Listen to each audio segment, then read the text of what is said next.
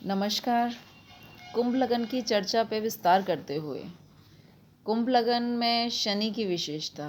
अब शनि की विशेषता में हमने शनि की दृष्टियों को देखा 3, 7 और 10, और जो मित्र ग्रह हैं उनके शनि स्वयं और बुध और शुक्र जो कि पंचम और नवम भाव के मालिक हैं। वहीं शुक्र जो है योग कारक की स्थिति में है।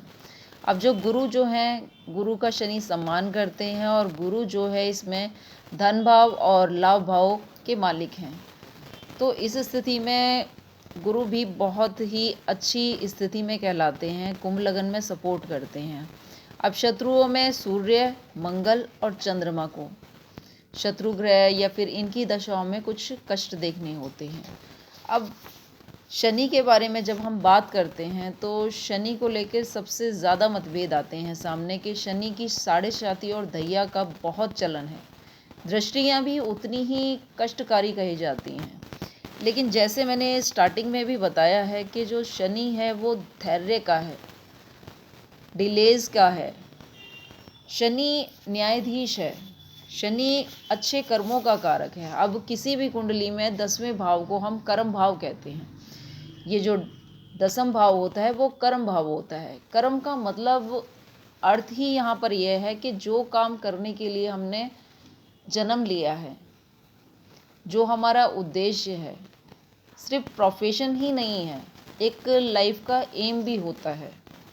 अब अगर कुंभ लगन की बात की जा रही है और कर्म की बात ना हो तो ये सही नहीं कहलाता।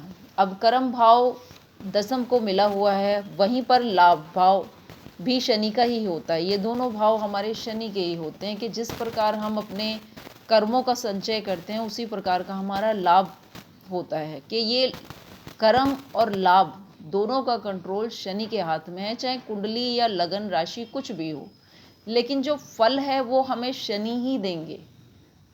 तो शनि का जो सबसे विशेष गुण है कि किसी के साथ अन्याय ना करें, किसी का बस इस्तेमाल ना करें, अपनी चतुर्य से किसी का हिस्सा या हक ना मारें। तो जो ऐसा करते हैं उनके लिए साढ़े साती और ढैया कष्टकारी होती है। शनि की साढ़े साती अगर राजा बनाती है तो रंक बनाने में भी समान मतलब न्याय ही करेगी। जिस प्रकार के आपके कर्म हैं वैसा ही आपको फल प्राप्त होगा। शनि की एक और विशेषता भी है निरंतरता। शनि जो है काल है, काल अर्थात समय यानी हर व्यक्ति का अपनी अपनी काबिलियत है, अपना अपना स्टेटस है, लेकिन एक चीज़ सभी व्यक्तियों को समान प्राप्त है कि दिन के 24 घंटे। अब ये जो 24 घंटे हैं कौन किस प्रकार से प्रयोग करता है अपने जीवन में, उसी प्रकार का वो अपने लिए स्तर बनाता है। आज के समय में राहु की जो आधुनिकता है कि जो हमारे समय में जो क्रांति है नेट की, वेब की, जितना भी हम सोशल एक्टिविटीज़ को फॉलो कर पाते हैं घर बैठे बैठे, वो हमारी फैसिलिटी होने के साथ साथ हमारा नुकसान करती हैं, हमारा क्वालिटी ऑफ टाइम खा जाती हैं।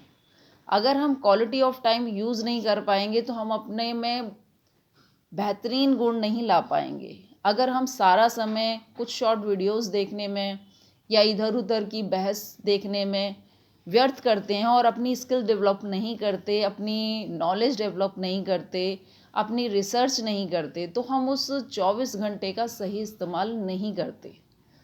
अगर नहीं कर रहे हैं तो यकीनन आप पीछे ही जाएंगे कि नॉलेज या फ़ोन की फैसिलिटी, जितने भी फंक्शन आज के टाइम में यूज़ होते हैं, ऐप यूज़ होते हैं, हमारी समस्याओं को सरल तो बनाते हैं, लेकिन इसका यूज़ से ज़्यादा मिसयूज़ हो जाता है। तो अपने ध्यान रखें कि हमारा फोकस डाइवर्ट ना हो। जितना फोकस्ड रहेंगे, लगातार उस पर काम करेंगे, वो रिज़ल्ट भी उसी प्रकार के देगा। तो ऊपर वाले का अगर आपको आशीर्वाद चाहिए तो आप अपने समय का सही प्रयोग करें। धन्यवाद, बहुत शुक्रिया। कुंभ लगन की चर्चा यहीं समाप्त होती है।